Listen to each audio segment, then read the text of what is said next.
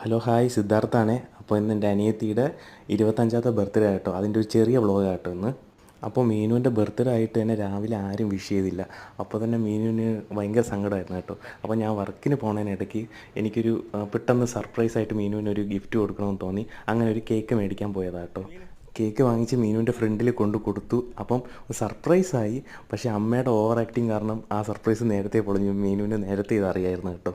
അപ്പോൾ അമ്മയുടെ over acting കാരണം മൊത്തം ചളമായി. എങ്കിലും അടിപൊളിയായിരുന്നു. കേക്ക് കട്ടിംഗ് ആണ്.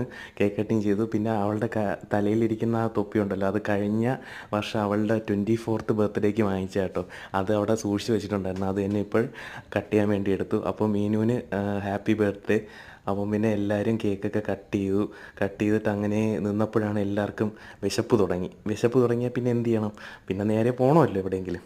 അപ്പോൾ വീട്ടിൽ നിന്ന് തന്നെ കുറച്ച് ഫോട്ടോയും കാര്യങ്ങളൊക്കെ എടുത്തു. ഞാൻ അവൾക്ക് കേക്ക് കൊടുത്ത് നമ്മളെല്ലാം കഴിഞ്ഞിട്ട് ഒരു ചെറിയൊരു വീഡിയോ ഒക്കെ ഇങ്ങനെ എടുത്തിട്ട് കുറേ ഫോട്ടോ എടുത്ത് നേരെ നമ്മൾ പുറത്ത് കഴിക്കാൻ പോയത് നെയ്യാറ്റിൻകര തന്നെ കേട്ടോ. നെയ്യാറ്റിൻകര രാത്രി ഇവിടെ ഒരു മജ്ലീസ് മന്തി എന്ന് പറഞ്ഞിട്ടൊരു നല്ല കട കേട്ടോ. അവിടെ പോയി നമ്മൾ മസാല ഷവായി കഴിക്കാനാണ് പോയത്. അവിടെ പോയി ഓർഡർ ചെയ്തു, കഴിച്ചു. പക്ഷേ അവിടുത്തെ ആംബിയൻസ് കിടില കേട്ടോ.